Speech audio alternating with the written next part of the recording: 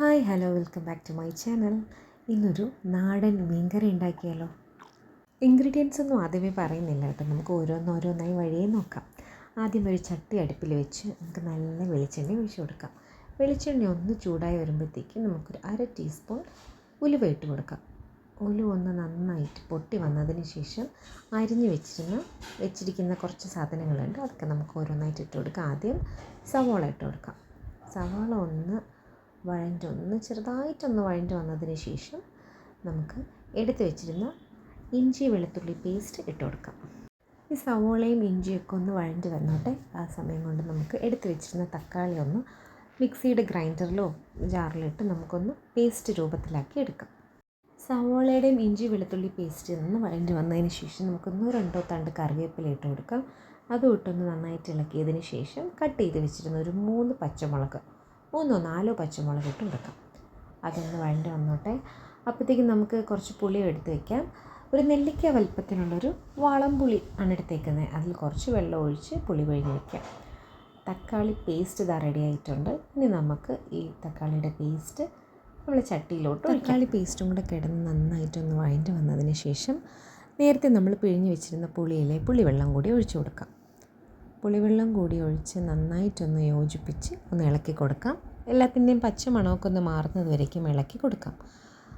ഇളക്കിയതിന് ശേഷം കുറച്ച് വെള്ളം കൂടി ചേർത്ത് മിക്സ് ചെയ്യാം.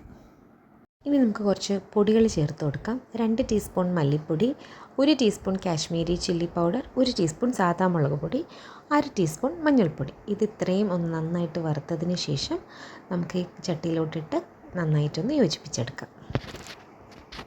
വറുത്ത് വെച്ചിരുന്ന എല്ലാ പൊടികളും കൂടി ചേർത്തിട്ടുണ്ട്. നന്നായിട്ടൊന്ന് യോജിപ്പിക്കാം. അതിൻ്റെ പച്ചക്കുത്തൊക്കെ മാറുന്നത് വരെ ഇളക്കിയതിന് ശേഷം ആവശ്യത്തിന് ഉപ്പ് ചേർത്ത് കൊടുക്കാം. കറി തിളച്ച് തുടങ്ങിയതിന് ശേഷം നിങ്ങൾ കട്ട് ചെയ്ത് ക്ലീൻ ചെയ്ത് വെച്ചിരിക്കുന്ന ഫിഷിൻ്റെ പീസസ് ഓരോന്നായിട്ട് ഇട്ട് കൊടുക്കുക. ഞാൻ ഇന്നോട്ട് എടുത്തേക്കുന്നത് ചൂരമീനാണ്. നിങ്ങൾക്ക് എല്ലാ ഫിഷ് നല്ല ദശ കട്ടിയുള്ള എല്ലാ മീനിലും ഇങ്ങനെ ഒന്ന് ഈ കറി ഒന്ന് ട്രൈ ചെയ്ത് നോക്കണം കേട്ടോ. അപ്പോൾ ഇത് കറി തിളച്ച് വന്ന സമയം കൊണ്ട് ഫിഷിൻ്റെ എല്ലാ പീസസും നന്നായിട്ടിട്ട് ഉടഞ്ഞു പോവാതെ നന്നായിട്ടൊന്ന് യോജിപ്പിക്കാം. മിക്സ് ചെയ്തതിന് ശേഷം നമുക്ക് കറി അടച്ച് വെച്ചൊന്ന് വേവിക്കാം. ഒരു 10-15 മിനിറ്റ് കഴിഞ്ഞ് നമുക്ക് അടപ്പൊന്ന് തുറന്ന് നോക്കാം. കറിയൊക്കെ നന്നായിട്ട് തിളച്ച് വന്നിട്ടുണ്ട്. ഈ സമയം നമുക്ക് എടുത്ത് വെച്ചിരുന്ന തേങ്ങാപ്പാൽ ചേർത്ത് കൊടുക്കാം. എന്നിട്ട് നന്നായിട്ടൊന്ന് ഇളക്കി കൊടുക്കാം. ഫ്ലെയിം സിമ്മിൽ വെച്ചിട്ട് നമുക്ക് വേറൊരു പാൻ അടുപ്പിൽ വെച്ച് കുറച്ച് വെളിച്ചെണ്ണ ഒഴിച്ച് ചൂടായതിന് ശേഷം അരിഞ്ഞു വെച്ചിരുന്ന കൊച്ചുള്ളി ഇട്ട് കൊടുക്കാം.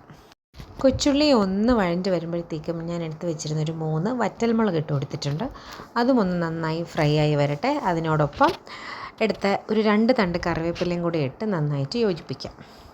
അങ്ങനെ നമ്മുടെ താളിപ്പൊക്കെ നല്ല ക്രിസ്പി ആയിട്ട് വന്നിട്ടുണ്ട്. നമുക്കിനി ഇത് നമ്മളെ കറിയിലോട്ട് താളിച്ചൊഴിക്കാം.